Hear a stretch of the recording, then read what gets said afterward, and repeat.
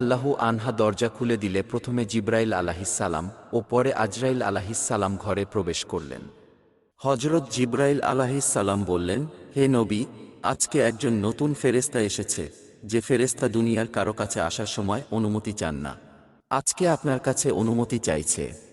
আপনি যেতে চাইলে সে আপনাকে নিয়ে যাবে, না যেতে চাইলে আপনাকে রেখে যাবে।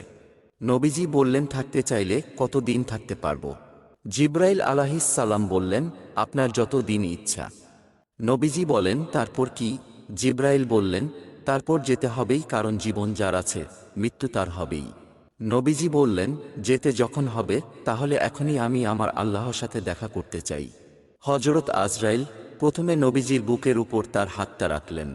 নবীজি বললেন, আমার মনে হচ্ছে বুকের উপর উহুদ পাহাড় রেখেছে। নবীজি বললেন, কি রাখলে আমার বুকের উপর? আজরাইল আলাহিসাল্লাম বললেন, নবীজি, আমি জানি আপনি আল্লাহর সবচেয়ে সম্মানিত মেহমান, তাই আস্তে করে আমার হাতটা রাখলাম। নবীজি বললেন, তোমার আস্তে করে রাখা হাতের যন্ত্রণা যদি উহুদ পাহাড় রাখা সমপরিমাণ কষ্ট হয়, না জানি কত কষ্ট মৃত্যুর যন্ত্রণা। নবীজি বললেন, হে আজরাইল, আজকে কথা দাও, মৃত্যুর যত কষ্ট আজকে আমাকে দিয়ে দাও, তবু আমার দুর্বল উম্মতকে মৃত্যুর কষ্ট দিও না। আজরাইল বললেন, হে নবী, আমি যেহেতু জান কবজ করব, আমি বলে দেই, আপনি আপনার উম্মতকে বলে দেন তারা যেন 5 ওয়াক্ত ফরজ নামাজের পর আয়াতুল কুরসি পাঠ করে। আমি কথা দিলাম তারা মরণের কষ্ট তখন টের পাবে না।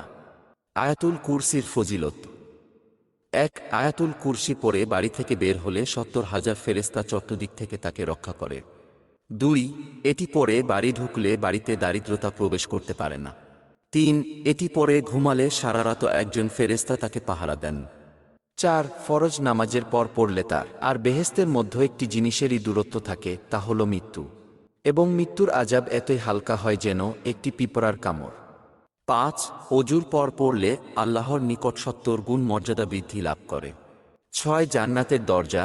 হযরত আবু উমামা রাদিয়াল্লাহু আনহু থেকে বর্ণিত, তিনি বলেন, রাসূলুল্লাহ সাল্লাল্লাহু আলাইহি ওয়াসাল্লাম বলেছেন, যে ব্যক্তি প্রতি ফরজ নামাজ শেষে আয়াতুল কুরসি পড়ে, তার জান্নাতে প্রবেশ করতে মৃত্যু ছাড়া কোনো কিছু বাধা হবে না।